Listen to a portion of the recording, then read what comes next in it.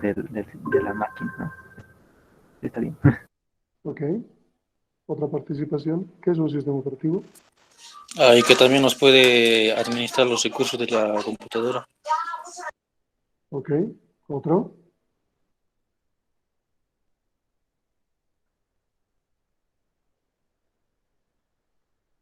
Un que, sistema... con- Adelante, adelante, Noelia.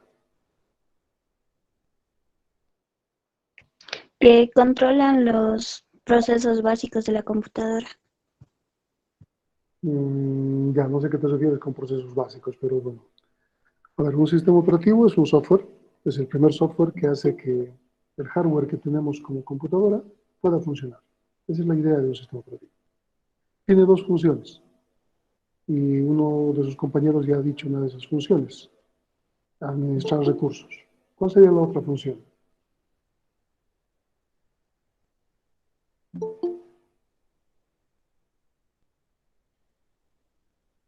¿Cuál es la otra función? Proporcionar una interfaz de usuario.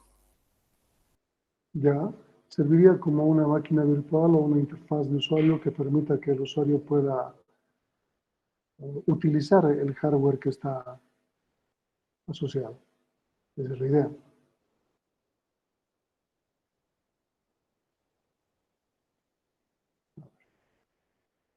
Ustedes están viendo la diapositiva, el zoológico de los sistemas operativos. ¿Se puede ver? Sí. Okay. Sí. Aquí el autor nos dice que un sistema operativo es un programa que hace de intermediario entre el usuario y la computadora hacia su hardware. Obviamente va a ocultar detalles que al usuario no le interesa como usuario final y que tiene que ver con la arquitectura de la computadora. Pero por otro lado, también un sistema operativo es un administrador de recursos. ¿De qué recursos estamos hablando?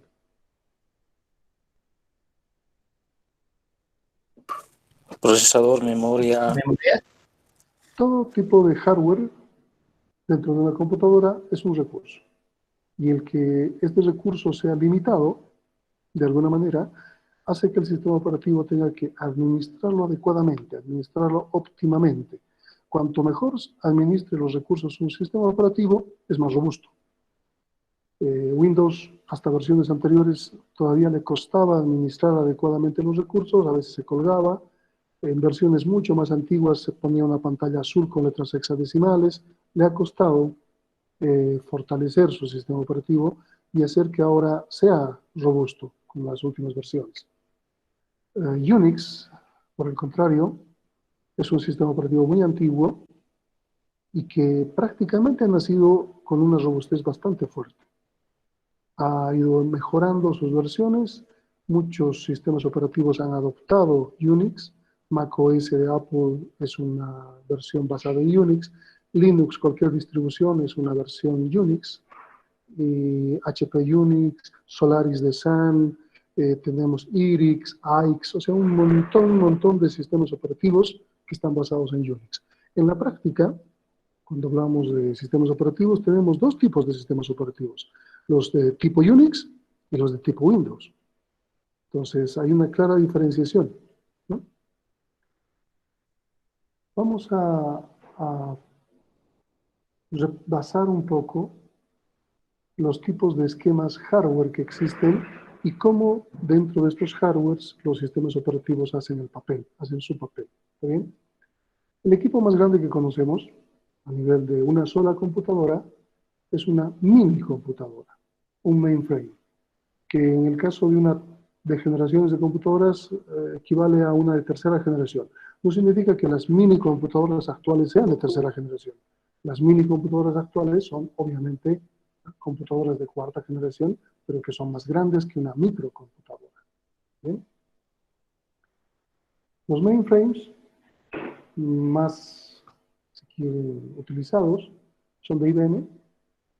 Los sistemas operativos que maneja IBM en sus mainframes tenían la denotación OS/algo, OS/360, OS/400, es una de las que he utilizado, pero actualmente se utiliza una nomenclatura como Z/OS. ¿Está bien? Existen mainframes que soportan Linux, es decir, Linux, que de alguna manera es un Linux server, que puede ser instalado en un mainframe. Entonces, existe este tipo de dispositivos. Estos dispositivos, estos equipos tienen una gran capacidad de entrada y salida, son servidores para comercio electrónico a gran escala. No necesariamente son del tamaño como muestra la fotografía. Existen equipos que ocupan la mitad de este tamaño y una sola de estos cuerpos, si quieren. O sea, son mainframes que no tienen que ser tan grandes. ¿Bien? Vamos un poco en escala a nivel de hardware. Y lo que tenemos después de los mainframes vendrían a ser los servidores. Los servidores son equipos que ya no tienen gran tamaño, pueden estar en dos esquemas, los que son blade, los que son rack, se van a colocar horizontalmente o verticalmente en armarios. Los servidores son equipos diseñados para estar encendidos 365 días al año, 24 horas al día. Están diseñados de esa manera para que las fuentes de alimentación soporten una carga en ese sentido. Tienen normalmente por lo menos dos fuentes de alimentación, dos tarjetas de red, discos duros colocados en un esquema de arreglo llamado RAID para que permitan, si se quema un disco duro, se pueda cambiar en caliente, no necesitamos apagar el equipo y ese tipo de características. Los servers, la mayoría de los servers utiliza una variación de Unix. Aquí tenemos Solaris de la SAM, por ejemplo, AIX. También hay servers que se puede instalar Linux. FreeBSD, un Unix de la Berkeley que está liberado. macOS Server para servers Apple. Windows Server para equipos PCs, perdón, servers que soporten Windows. Las versiones actuales de Windows Server están en la 2019, creo, si no me equivoco. 2018 o 2019. ¿Está bien? No son equipos grandes todavía. Antes de pasar a la siguiente etapa, a la siguiente característica en esta dimensión tecnológica de computadoras, vamos a hablar de que un conjunto de computadoras también pueden hacer un equipo de alto rendimiento. Ya no estamos hablando de un equipo, estamos hablando de un conjunto de equipos. Y este conjunto de equipos colocados en red y bajo un sistema operativo específico pueden darnos computación de alto rendimiento. Aquí tenemos una lista top desactualizada. Voy a entrar a internet y les voy a mostrar una lista top actualizada. Imagino que no nos van a interrumpir y voy a colocar toda la pantalla directamente. Entonces, colocamos top500.org.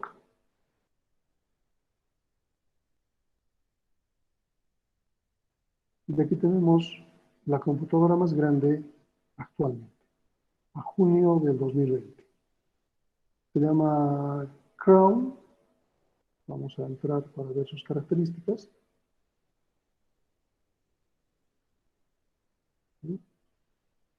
Tiene 415.5 petaflops. ¿Qué significa eso? ¿Qué velocidades son las que ustedes conocen? ¿Cuánto de velocidad tiene la computadora en su casa?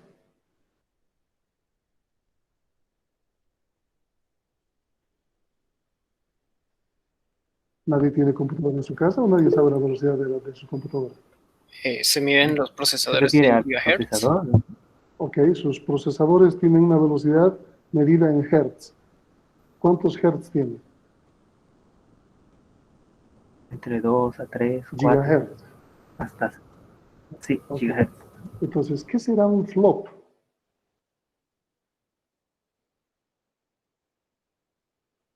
Los mainframes, por ejemplo, miden su velocidad en MIPS. Pues tenemos tres términos: MIPS, flops y hertz. Las PCs, las que están en el escritorio, las que están en casa, miden su velocidad en hertz. Y los equipos actuales están entre 3 a 4 GHz. Gigaciclos, 1.000.000 de ciclos por segundo. ¿Cómo es que se puede medir la velocidad de cómputo en ese sentido? ¿Qué significa un flop? Punto flotante por segundo. ¿Qué significa MIP? millones de instrucciones por segundo. Esa parece ser más interesante para medir una velocidad. Los mainframes se miden en MIPS. Los servers se miden en flops.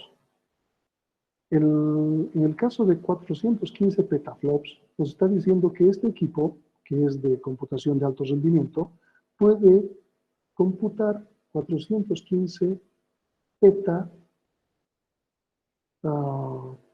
operaciones de punto flotante por segundo.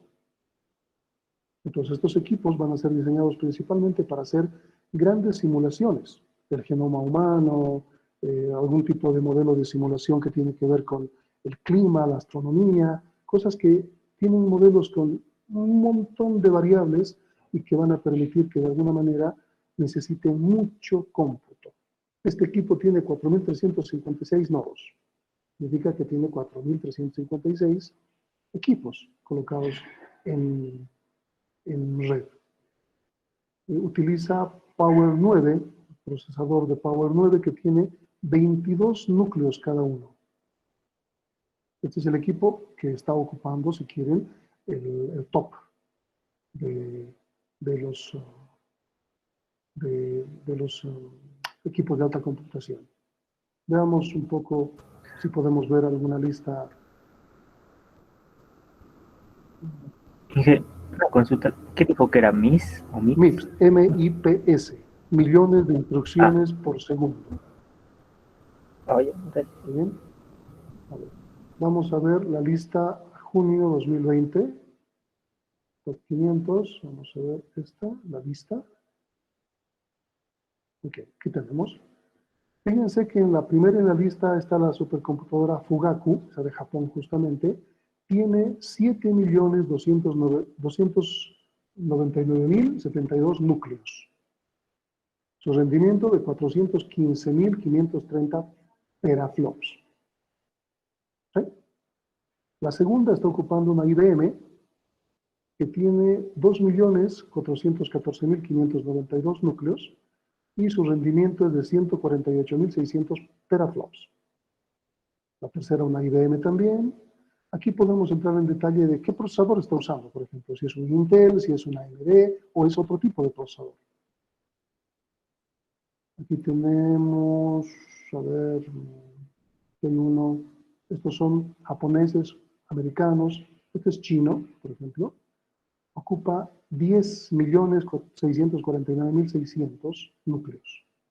Ahora, si es un dual core, va a tener entonces 5 millones de procesadores. Si es un quad core, va a tener 250.000 procesadores, etcétera, etcétera, ¿no? Esa es la idea. Cuando hablamos de núcleos, estamos hablando no de los procesadores, sino de cuántos puede contener cada uno. Cualquiera de ellos uno puede entrar y poder ver sus características. Fíjense que la memoria que tiene es 1.310.720 gigabytes. ¿Cuánto equivaldrá a esto? ¿Cuánto de memoria tienen sus máquinas? 4 gigas, 16 gigas.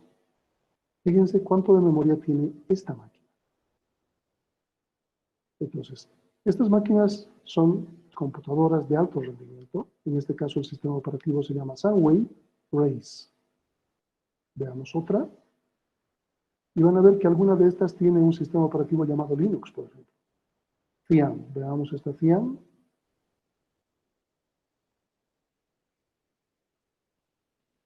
Es Kylin Linux, por ejemplo. Entonces, el Linux, si bien es un sistema operativo que ha sido diseñado de forma abierta y que ha sido mejorado por un montón de gente alrededor del mundo y que lamentablemente se ha generado en distribuciones y eso lo hace débil en ese sentido, tiene distribuciones que pueden ser adoptadas y adaptadas a distintos tipos de equipamiento. Veamos una de más abajo, por ejemplo, una IBM, una Cray. Estas son famosas, las Cray. Esta tiene, fíjense, los procesadores Xeon. ¿A qué familia pertenecen los procesadores Xeon, por ejemplo? ¿Intel o AMD? Intel. No. Intel. Okay. Aquí tenemos un Cray Linux. Fíjense que es una variación de Linux. El Linux se va adaptando, se puede cambiar. Uno agarra el software, le hace cierto cambio y le puede llamar como quiera. Está libre para hacerlo. Pues aquí tenemos una lista de top 500 a junio. La página ya la conocen. Si no la distinguen,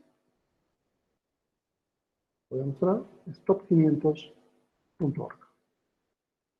Computación de alto rendimiento. ¿Está bien?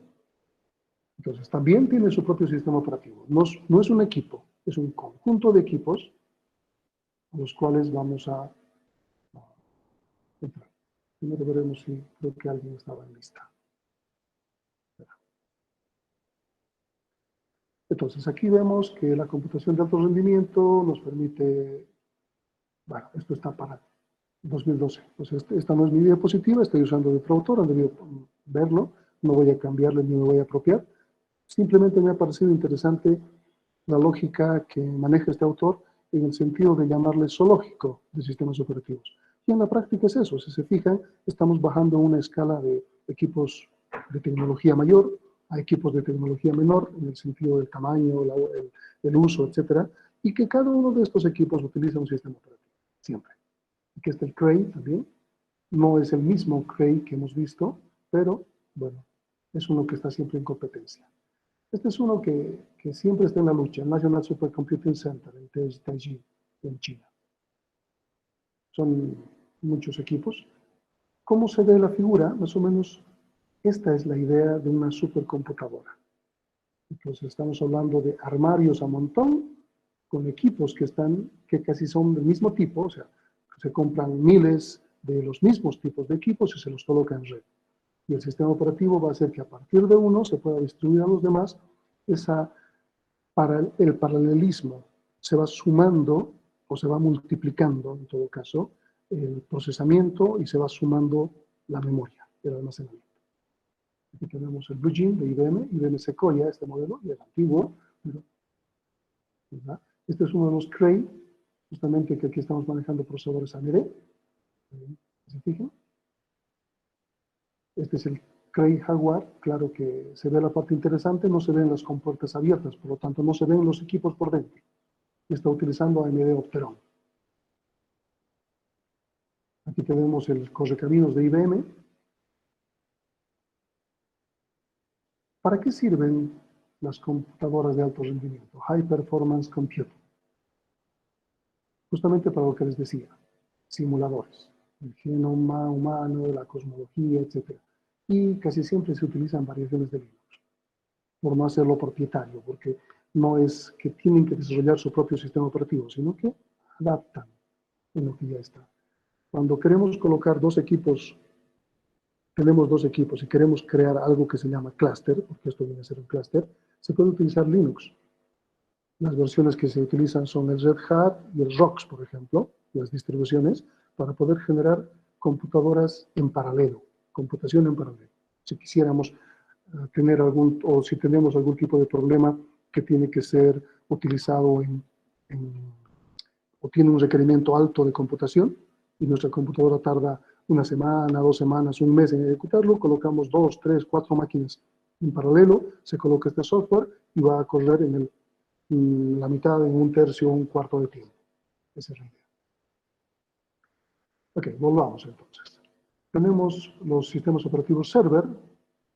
Dentro de eso tenemos los Windows Server, en el caso de la familia de Windows, tenemos los Ubuntu Server o los Mac OS Server. ¿Bien? Normalmente, cuando hablamos de servers, casi siempre la administración que se hace de servers es en consola, no es en parte gráfica. ¿Qué es consola? Va a aparecer una pantallita como esta, y ahí podemos ejecutar operaciones del servidor. ¿Podemos intercambiar en pantallas de consola? Sí, se puede crear más pantallas de consola, pero siempre estamos manejando en ese sentido. No es una administración como estamos acostumbrados, gráfica, con menús, con cajas de diálogo. Entonces, la mayoría de los servers siempre se van a administrar mejor desde consola. ¿Se puede aplicar herramientas gráficas? Sí, pero casi todos los trabajos que se tienen que hacer son con línea de comandos, con comandos. Bajamos en esta escala y lo que tenemos por debajo de los servers son las PCs, computadoras personales. Cuando empecemos a avanzar la parte del tema, porque esto es una introducción, se van a dar cuenta que las PCs sufrido ciertos cambios o han tenido que ver con juicios de monopolio, el término PC es propietario de IBM. IBM ha patentado el término computadora personal y por mucho tiempo IBM era el único que fabricaba PCs y el único que vendía PCs. Si fallaba un teclado, había que cambiarlo por un teclado IBM, que costaba mucho. Si fallaba una disquetera, lo mismo, etcétera, etcétera. Y las empresas han entrado en un juicio por monopolio, le han hecho un juicio a IBM e IBM ha perdido el juicio. Entonces, muchas empresas han tenido la posibilidad de fabricar computadoras, pero el nombre estaba patentado. No podían fabricar PCs. Entonces, ¿qué han fabricado? Computadoras compatibles a IBM. Ese es el nombre que le han dado. Las conocemos como computadoras clones, chanchitos, armadas, de cualquier otra marca. Todo lo que encontramos en Esteban Arce son computadoras compatibles a IBM, PC. ¿Está bien? ¿Se ha quedado el nombre? En ese sentido, como para poder referenciar a todo lo que maneja Windows casi siempre, o uno puede utilizar Linux en este caso. Es una PC. Ahora bien, también entra dentro de esta categoría las Apple, que no le llaman PC porque no la han registrado con ese nombre. Sin embargo, son computadoras también de escritorio, portátiles o computadoras que han sido diseñadas como microcomputadora. Y hasta se han caracterizado porque actualmente las Apple manejan procesadores Intel. Antes utilizaban su propio procesador, que era un Motorola. Tienen problemas con Intel, su sistema operativo no es tan robusto, no aprovecha o tiene dificultades para trabajar con Intel, y muchas veces ahora las Mac se cuelgan, lo que antes no ocurría. Entonces han decidido cambiar de procesador. El siguiente año van a salir las Apple con su propio procesador o con un procesador que no tiene nada que ver con Intel, por ejemplo. De cualquier manera siguen en la categoría de escritorio, de equipos personales. ¿Está bien? Entonces aquí tenemos tres sistemas operativos característicos: Windows, macOS y Linux. Claro que aquí hay una variación interesante porque existen Unix gratuitos para PC. Por ejemplo, Sun de Solaris, existe una versión para PC gratuito. BSD de la Berkeley Unix, existe OpenBSD y FreeBSD para Linux. Existe una versión gratuita de Windows que se llama ReactOS. Han hecho una ingeniería inversa en Windows y han podido sacar en función de eso, y hay gente que está cooperando para mejorar este sistema operativo. Lo mismo que ha ocurrido con Linux. Entonces, este es el esquema, el entorno en el cual nosotros vamos a trabajar. Cuando hablamos de sistemas operativos, nosotros vamos a trabajar en este esquema, para PCs, computadoras personales. Si bien hay cierta variación para algunas funciones del sistema operativo en servers o mainframes, no vamos a tomar en cuenta esos elementos y vamos a tomar en cuenta el estudio de los sistemas operativos en el contexto de una PC. ¿Eso está claro? Ok, vamos bajando, y lo que tenemos por debajo de las PCs son los que actualmente tenemos: las tabletas, las PDAs. Se han creado como PDAs o agendas electrónicas, han empezado con eso. Y luego, en el caso de los iPhones, primero los iPads, los iPods, Apple ha empezado a introducir elementos que antes solamente estaban sujetos a una computadora y que los ha empezado a introducir como agendas electrónicas y que luego se han incorporado en los celulares. Actualmente nadie compra el celular porque tiene, una característica de celular significativa. Todas funcionan en GSM y ahí se para de contar. Es decir, el celular podría tener el tamaño de 1 centímetro cuadrado y funcionar, porque la tecnología nos lo permite ahora. Pero en vez de reducir el tamaño, hemos ido agrandando el tamaño, pero no por la función del celular, sino por la función de lo que viene añadido. Eso que le han añadido como tableta. Entonces la pantalla tiene que ser más grande porque tenemos que chatear, o tenemos que escribir, o tenemos que navegar. Entonces, en vez de crecer, ha ido creciendo. Ahora hay gente en la calle que está hablando con su tableta, ¿verdad? Y antes se le decía a esas personas que tenían un celular muy grande, se decía que hablaba con ladrillo. Tienes tu ladrillo, o sea, porque su tecnología era que era muy grande. Cuanto más pequeño el celular, era mucho mejor, mucho más caro. Actualmente, cuanto más grande es el celular o la tableta, parece que más bien vamos con mejor tecnología, así que en vez de manejar un ladrillo, estamos manejando una baldosa en nuestros oídos. La tableta tiene, a nivel de hardware, un hardware reducido, un hardware que le vamos a llamar light, liviano en relación a una PC, y que permite ejecutar ciertas tareas emulando lo que hace una PC, pero está emulando. En la computadora personal tenemos multiprogramación, tiempo compartido. Por ejemplo, yo puedo ejecutar muchas cosas al mismo tiempo.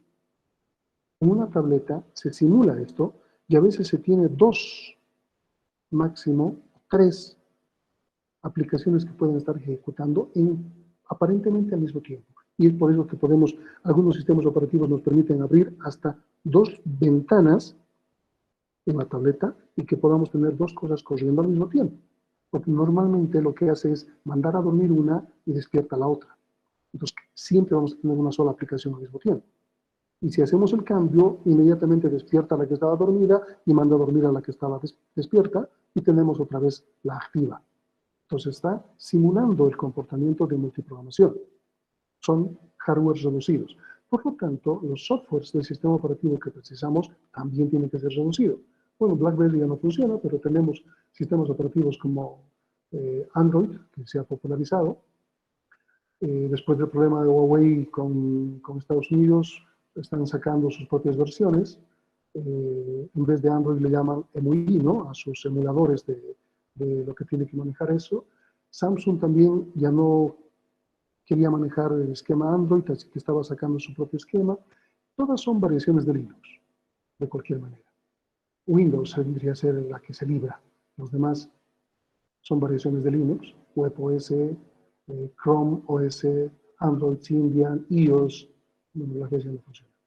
Entonces tenemos un esquema de sistema operativo más reducido y que lo que aprendamos tendríamos que reducir algunas cosas para poder adaptarlo a entender cómo funciona un sistema operativo de este dispositivo. Por ejemplo, más abajo en este zoológico, tecnológico si quieren, tenemos las consolas. Las consolas han marcado de alguna manera también cierto comportamiento en los sistemas operativos. Todo dispositivo tiene sistema operativo. Aquí tenemos los Nintendo, los PlayStation, los Wii, los Xbox. Obviamente los Xbox van a tener una variación de Windows y los demás van a tener una variación de Linux directamente. ¿Ok? Algo más pequeño que la consola, tenemos algo que se llama sistemas embedidos o empotrados. Puede ser el sistema operativo que maneje un vehículo, que administre un vehículo, todos los elementos, sensores y ese tipo de cosas. Puede ser algún tipo de PLC o un dispositivo electrónico que permita activar remotamente un switch, encender un motor, apagar la luz, encender la luz, etcétera, etcétera. Son sistemas operativos embebidos. Un DVD, un refrigerador, una lavadora, un microondas, tiene sistemas operativos embebidos. Ya no se puede cambiar, no se puede actualizar. Algunos sistemas operativos embebidos, como los televisores, por ejemplo, que están conectados a Internet, les permite ir actualizando su firmware. Significa que estamos actualizando también el sistema operativo. El Internet de las cosas, a lo que estamos tendiendo con las redes, ya que vamos evolucionando, tiene eso. Todas van a estar conectados a un cable o de manera inalámbrica al Internet, que implica que estos equipos pueden ir actualizando sus sistemas operativos, tal como ocurre con los televisores actualmente. Entonces, estos sistemas operativos embebidos son reducidos, son Linux reducidos o Windows reducidos, que de alguna manera también pueden irse actualizando si están conectados a la red. Hemos hablado de computación de alto rendimiento, ¿verdad? Eso es algo profesional, estos equipos tienen millones y millones de dólares invertidos en la investigación y lo que logran es computación de alto rendimiento profesional. Pero se puede hacer computación de alto rendimiento artesanal. Y es lo que les decía hace un momento. Es algo que se llama clusters. Simplemente colocamos varios equipos en red y a estos equipos les ponemos Linux, las versiones que les he dicho, o una versión de Windows Server que se llama HPC, High Performance Computing. Existe una versión de Windows para esto y esto nos permite artesanalmente tener un esquema de computación de alto rendimiento. Se ha probado en física, en el departamento de física, por ejemplo. He sido tutor de 2 proyectos de grado. Uno lo ha hecho en Linux y el otro lo han hecho en Windows. Y ha permitido que en física puedan hacer correr sus simulaciones de modelos climáticos de una manera más rápida. Actualmente están comprando un clúster en física que les está costando $3 millones. 3 millones de bolivianos, perdón. Les está costando en física. Pero podían tener un esquema más económico basado en esto. Se les ha demostrado para ellos, pero bueno, además necesitan que alguien conozca sobre esto. El clúster puede tener diferentes sistemas operativos. Aquí estoy mostrándoles algunos. Pero, bueno, esta fotografía es interesante. Si ustedes se fijan, estas PCs, se está viendo todo por detrás las PCs, son obviamente armadas, no son PCs de fábrica, no tienen una marca, y están conectadas en red. Aquí está el equipo que va a permitirles conectar a todos los PCs, y aquí tenemos un monitor y un teclado de la PC principal. En esta PC se ha colocado el software principal, y todas estas están formando un clúster. Entonces, si aquí tenemos 4, 16, 5, 20, no sé, 50 equipos, estos 50 están multiplicando el poder de cómputo y están sumando la memoria. Ya podemos ejecutar cualquier tipo de elemento. Cuando un clúster está distribuido, es decir, los equipos no están en un solo lugar, se llama grid.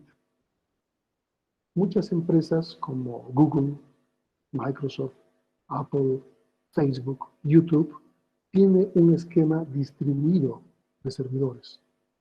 Todos están viendo de alguna manera, están compartiendo sus bases de datos, pero están en distintos lugares, no están en el mismo lugar. Y a eso le llamamos grid. Es como un clúster virtual. Y al igual, necesita un sistema operativo. Cada equipo necesita un sistema operativo que le permita conectarse. ¿Bien? Lo último que tenemos es lo que está de moda, digamos, la nube, cloud computing. Igual, cloud computing no es otra cosa que equipos en un grid distribuidos en ciertos lugares, no los vemos, y nosotros estamos acostumbrados a utilizar uno de los esquemas de cloud. Si utilizamos el Drive, Mega, ¿qué más hay?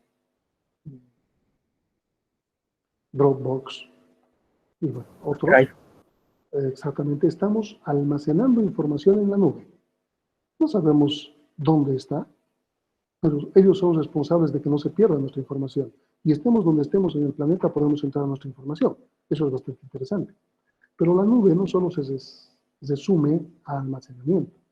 La nube tiene 3 esquemas, que es infraestructura como servicio, plataforma como servicio y software como servicio. O sea, no solamente yo quiero almacenar mi información, yo necesito ejecutar un programa que he hecho en una computadora que me cuesta, no sé, $10,000. No puedo comprar la computadora. Entonces simplemente la alquilo. Me están dando un servicio, yo puedo ejecutar mi programa, hacer correr, puedo generar un esquema de una red de computadoras que voy a alquilarlas. El precio va a ser mucho, mucho menor que comprarlas, obviamente, y me permite en la nube, yo no sé ni dónde está esa computadora, pero estoy ejecutando mi programa y estoy probando que funciona, por ejemplo. Puedo tener software. El software, si bien nos puede llegar pirata, el software es caro. Y si yo necesito utilizar un software específico, no sé, por decir .NET versión 2021, y no puedo comprarlo, pero estoy ejecutando algo o estoy desarrollando un programa que tiene que ser para esa plataforma, pues yo puedo alquilar el software como servicio. Lo pruebo, compilo, veo que funciona y vendo mi producto. Y no he necesitado comprar el software que me ha permitido desarrollar. Entonces, cloud no solo es almacenamiento. ¿Está bien? Aquí tenemos el almacenamiento, por ejemplo, y tenemos Azure, iCloud, Google Drive, donde ser Dropbox, Social, etcétera, etcétera, etcétera. Ahí tenemos un montón de elementos de almacenamiento. Amazon Eucalyptus Nimbus nos da infraestructura como servicio, plataformas virtualizadas, cosas que nosotros no podemos comprar, hardware que no podemos comprar, pero que podemos usar sin problema a un costo mínimo. Plataformas como servicio, ambientes de desarrollo, soportes. Yo quiero hacer computación móvil y no sé, y que quiero generar para ciertas versiones que no llegan al país, no puedo probarlas, no tengo un emulador, puedo probarlo. Azure, por ejemplo, es una de Microsoft que provee ese tipo de servicios. Google Cloud, Rollbase, software como servicio, es lo que les decía, o sea, no necesito comprar el software, lo puedo utilizar y pagar por su uso y nada más. Entonces, esos son los esquemas de cloud. que cada uno de esos esquemas, estén donde estén, están utilizando sistemas operativos. Lo último, que no es lo más pequeño, son equipos en tiempo real, computación en tiempo real. ¿Pero a qué nos referimos en tiempo real? Por ejemplo, esta conferencia, esta charla, este curso, lo estamos dando en tiempo real. O sea, no está grabado, no lo están escuchando ustedes de YouTube, no lo están viendo en YouTube. Es por eso que ustedes pueden participar, interrumpirme y podemos conversar. Es en tiempo real. ¿Qué ocurriría si, por ejemplo, el esquema que yo quiero conectar, quiero escuchar o quiero sacar una fotografía está en un robot que está en Marte? ¿Sigue siendo en tiempo real?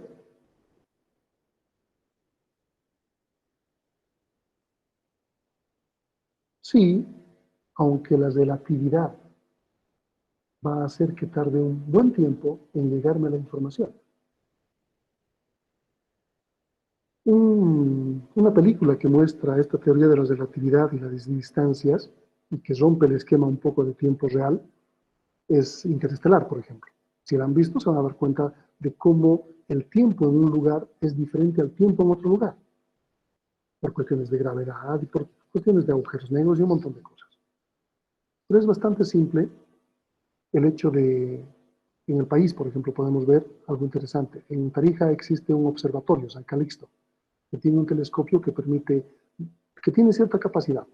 Y cuando ustedes van ahí, les va a decir, les va a mostrar, esta es la galaxia más cercana. Y van a ver un conjuntito de estrellas. Ah, interesante. Y luego van a hacer sus cambios y les va a decir, esta es la galaxia más lejana. Y van a ver algo parecido, una nube de estrellas. Ah, qué bonito. Lo interesante no es ver la nube de estrellas. Lo interesante es lo que les dice. Esta imagen es de hace 100 años. O sea, esa imagen ha tardado 100 años en llegar y la estamos viendo. Entonces, en ese momento lo que estamos viendo, en el momento que estamos viendo, perdón, puede que la galaxia no exista. Relatividad. Entonces, los sistemas operativos en tiempo real implica que estamos ejecutando acciones y tiene que esperar respuestas en tiempo real. Vamos a hacer una práctica en Linux donde ustedes van a cambiar la ejecución de un proceso a tiempo real. Los procesos tienen una prioridad de ejecución.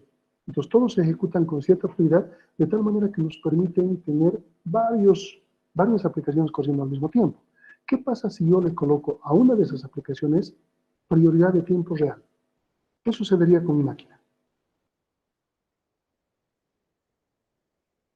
Vamos, ¿alguna idea? ¿Qué sucedería?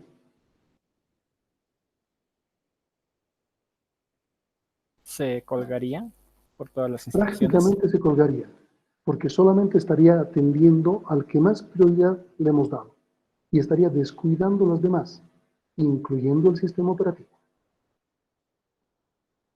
Entonces prácticamente se colgaría. Ustedes van a lograr eso en un entorno controlado, como va a ser el Linux que van a instalar o van a utilizar. Van a probar eso, justamente. Sistemas en tiempo real. ¿Está bien? Entonces, aquí también tenemos una diversidad de sistemas operativos que nos permiten funcionar en este esquema. No vamos a utilizar multiprocesadores en nuestro esquema. Tal vez los citemos, pero nuestro esquema es de un solo procesador. No significa que no manejemos un montón de núcleos, eso no tiene nada que ver. Cuando hablamos de multiprocesador, es que físicamente existen varios procesadores. Eso es diferente. ¿Está bien? ¿Alguna duda sobre esto? No hay dudas. Okay. Retomemos nuestro texto. Tenemos el texto que nos dice inicialmente que lo que es un sistema operativo. Aquí tenemos esas dos partes que hemos hablado, como máquina virtual o como interfaz de usuario si quieren, y la otra como administrador de recursos. ¿Está bien? Vamos a ir viendo a lo largo de la materia principalmente al sistema operativo como administrador de recursos. Sin embargo, vamos a hacer uso de su máquina virtual o su interfaz para poder acceder a esta administración de recursos. Así que vamos a ver los sistemas operativos en los dos aspectos siempre, aunque los temas se concentren más en los recursos y su administración. Hablemos de la evolución de los sistemas operativos. Y esto tiene que ver con las generaciones de computadoras. Este es un diagrama un poco antiguo, pero que me ha gustado porque refleja un poco el esquema en tiempos. Si bien tengo líneas de tiempo de sistemas operativos y los vamos a ver, tal vez no hoy, sino en la siguiente clase, va a permitirnos entender cómo ha ido cambiando los sistemas operativos, primero para mainframes de tercera generación y luego para PCs o equipos de personales. ¿Sí? Los primeros sistemas operativos datan del 50 y estamos hablando de aproximadamente la segunda generación de computadoras, no la primera. Y donde existen lenguajes de programación como Fortran y COBOL, he programado en ambos, no por eso dato del 50, pero estos sistemas se utilizaban en mini computadoras, mainframes de la época, que eran como un ropero de 4 cuerpos, más o menos para que tengan una idea. Aparecen los sistemas por lotes, tiempo compartido. Aquí, en los 60, nace la idea del tiempo compartido, hacer varias cosas al mismo tiempo, si quieren ponerlo de otra forma. Y esto origina lo que después conoceríamos como sistema operativo Unix, a finales de los 60 más o menos, principios de los 70, donde aparece primero estos predecesores y luego Multics, luego Unix con C y Unix con X. ¿Bien? Y Unix prevalece hasta el momento, persiste. Tenemos por los 80 los primeros sistemas operativos para personal computers.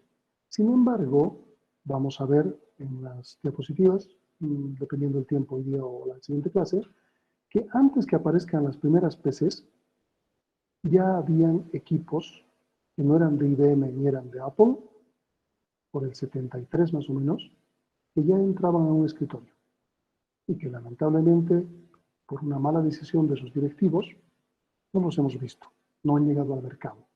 Sin embargo, ellos han sido los precursores de las computadoras personales. Por el 73, casi 10 años antes de la cuarta generación de computadoras. En el caso de las PCs, han utilizado un sistema operativo llamado DOS, de Microsoft. Y este sistema operativo Microsoft, DOS, perdón, se ha basado en un sistema operativo que era multiusuario, CPM, que tenía algo que ver con Unix, un CPM. Lamentablemente, el DOS se ha convertido en un monousuario monotarea, aunque ha partido de un sistema operativo multitarea. Esta ha sido la gran debilidad de Microsoft, que a lo largo del tiempo ha tenido que luego convertirse en Windows, el DOS, y luego hacer un cambio recién a Windows NT, y de lo que conocemos actualmente, supuestamente está basado en Windows NT. Sin embargo, les voy a demostrar que no es cierto. En los Windows actuales, yo les voy a mostrar que sigue apareciendo DOS por debajo. Entonces, es un esquema un poco, no sé si nostálgico o híbrido, que Microsoft maneja, en el sentido de no deshacerse del DOS. El OS2 es un sistema operativo gráfico que ha agarrado ideas de macOS, y macOS es un sistema operativo gráfico con ratón que ha agarrado ideas de ese precursor del 73. Entonces, Piratas de Silicon Valley se llama una película donde se ve un poco esa historia de que ladrón que roba ladrón tiene 100 años de perdón. ¿Está bien? A ver, veamos tiempos. No sé, ¿alguna pregunta hasta el momento? ¿Dudas? Veamos entonces las generaciones de computadoras y vamos a dejar pendiente la evolución en líneas de tiempo para la siguiente clase. A propósito, la siguiente clase no es mañana, la siguiente clase sería directamente el día martes.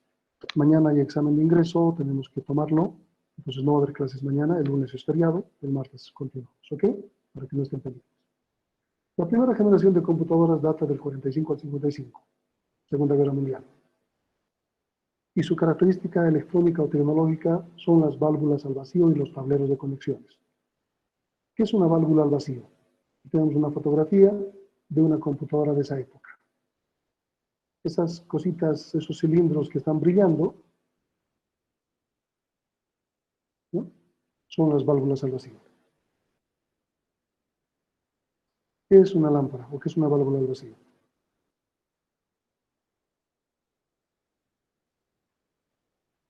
¿Alguien conoce las lámparas?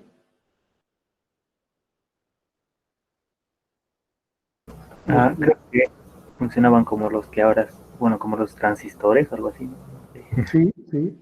Era como un foco que tenía un filamento, en realidad tenía un ánodo y un cátodo, que permitían hacer las operaciones de los transistores. Ellos han inventado no le llamó transistor, pero la válvula al vacío que permitía crear interrupciones o pasos de corriente y que permitían generar compuertas. Luego ha sido desarrollado los semiconductores, es decir, los transistores en diferentes materiales, silicio, selenio, etcétera, que han reemplazado las válvulas al vacío. Pues estas válvulas generaban circuitos, una serie de válvulas colocadas con cables, por eso son tableros más de circuitos, generaban un circuito y podían tener algún tipo de comportamiento. Si introduzco un 1, ¿cuál es el resultado? Si introduzco un 0, ¿cuál es el resultado? Calculadoras, grandes calculadoras que costaban millones. Seguramente el poder de cómputo de esta máquina, el poder de cómputo y la memoria, es inferior, muy inferior a cualquier celular que ustedes tengan, en cómputo y en memoria, pero costaba millones. ¿Existían sistemas operativos? No. Estas máquinas las utilizaban sus fabricantes, máximo. La segunda generación data del 55 al 65 y su cambio tecnológico tiene que ver con haber reemplazado una lámpara por un transistor. Prácticamente la misma operación, pero en un dispositivo mucho más pequeño y que no calentaba demasiado. Y el otro elemento que se introduce es el procesamiento por lotes. ¿Qué implica procesar por lotes? Un conjunto de tareas que se hacen a la vez. Por ejemplo, si en esa época existían dos lenguajes de programación, el Fortran y el COBOL, se podían colocar todas las tarjetas de Fortran para que se puedan procesar y una vez que se terminaba con Fortran se podía colocar todas las de COBOL y no mezclarlas, porque implicaba cambiar cintas. Cargar el compilador de Fortran, sacar el compilador de Fortran, cargar el compilador de COBOL, etcétera, etcétera. Entonces era una pérdida de tiempo y un desperdicio del procesador. Entonces se han creado procesamiento por lotes. Ese procesamiento por lotes, se ve en esta imagen, ¿no? Que tenemos programas a compilar comunes, de tal manera que podamos tratar de darle un uso óptimo en tiempos al procesador. Este es un equipo de segunda generación. Aquí ya empieza a aparecer algo que vendría a llamarse sistema operativo. Le llamamos un monitor residente. Primero, aparece una persona que se encarga, o sea, que es bastante hábil para colocar y sacar cintas. La cinta del compilador, la cinta del ensamblador, la cinta del compilador de COBOL, de Fortran, etcétera, etcétera. Y como él era muy experimentado en hacerlo, esa era la persona que se encargaba de monitorear todo este tipo de trabajo. Luego empiezan a colocar pequeños programas que empiezan a hacer ese trabajo. Un programa de en memoria residente que empezaba a cambiar de alguna manera el compilador o el ensamblador que se iba a utilizar. A estos lo podemos llamar como los precursores de los sistemas operativos, porque este pequeño monitor lo que estaba haciendo era una de las tareas que actualmente es un sistema operativo. ¿Cuál sería?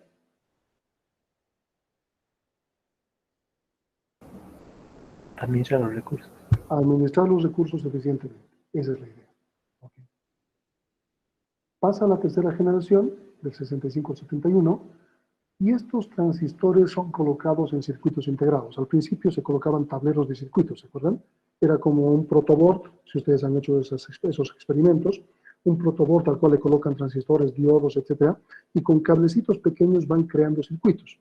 Eso vendría a ser la primera generación de computadores. ¿Quién puede utilizar ese esquema? Solo el que lo ha hecho, ¿se dan cuenta? Pero ya en esta tercera generación, esos circuitos con toda la circuitería y los elementos, resistencias, condensadores, transistores incluidos, forman placas. Estas placas son circuitos integrados, que de alguna manera reducen el tamaño de las computadoras de la época. Pero se introduce un elemento interesante, que se llama multiprogramación, tiempo compartido.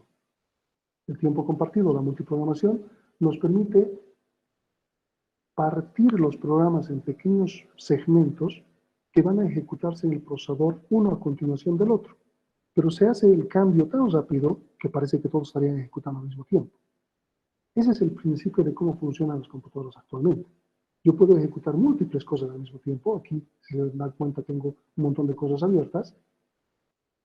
Pero estas cosas se están partiendo en pequeñas partecitas que están siendo ejecutadas por el procesador. Y como son pequeñas partecitas que dan vueltas y vueltas y vueltas y vueltas, parece que todo estaría ejecutando al mismo tiempo. Tiempo compartido es un esquema importante de esta época. La cuarta generación, que les voy a pedir que lean con calma para ver qué ha sucedido con Steve Jobs, con Bill Gates, etcétera, etcétera, porque vamos a retomar un poco esta parte del tema en la siguiente clase, tiene que ver con computadoras que han nacido el 71, pero que en la práctica las computadoras personales han salido el 81, 82, 83.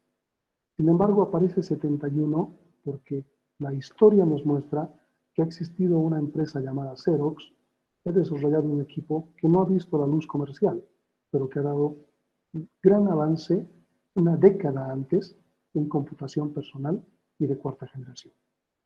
Aquí tenemos algunos esquemas como la primera Apple y la primera IBM PC, aunque la primera IBM PC no tiene monitor a colores, solo tiene monitor verde, es un verde fosforescente. No tiene ratón, si se fijan, ninguna de las máquinas, las dos primeras. ¿Sí? Entonces, la cuarta generación caracteriza porque la computadora, la tercera ha empezado a miniaturizar cosas. Y sí me han miniaturizado tanto que ha podido llegar a ser microcomputadora. Una PC es una microcomputadora porque tiene un microprocesador. Normalmente le llamamos procesador, pero ha nacido con el nombre de microprocesador. Los microprocesadores son los que caracterizan a las computadoras de escritorio o personales y que han permitido que sobre un escritorio pueda funcionar una máquina. Entonces aquí explicamos un poco eso. ¿Cuál sería la quinta generación?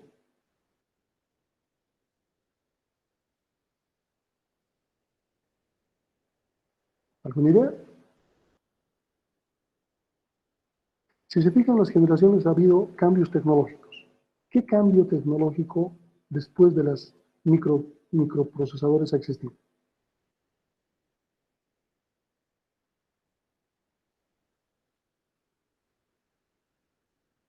Si ustedes buscan en Internet, se van a dar cuenta que en algunos casos les habla de quinta, sexta, séptima generación. No es cierto, porque si hablamos de cambios tecnológicos nos hubiésemos quedado en la cuarta. Si empezamos a hablar de computación cuántica, ahí hay un cambio en la forma de percepción, en la forma de agarrar los bits. Son qubits, ya no son qubits, digamos, ya no son bits como los conocemos ahora. Cada bit puede tomar hasta 2 valores. En nuestro caso, o sea, un bit puede tomar un 0 y 1. En el caso de un qubit, un 1 puede ser un 1, puede ser un 0. Es otra forma de ver la computación cuántica. Esa podría ser una quinta generación. O la inteligencia artificial, si se da, podría ser una quinta generación. Mientras tanto, mientras no sea comercial la computación cuántica, seguimos manejando una cuarta generación. No importa cuán pequeño sea nuestro dispositivo, sigue siendo de cuarta generación. ¿Está claro? ¿Dudas? ¿Preguntas? ¿O se han dormido o han entendido bien? ¿Y los microcontroladores no entrarían en ninguna de estas? El microcontrolador viene a ser como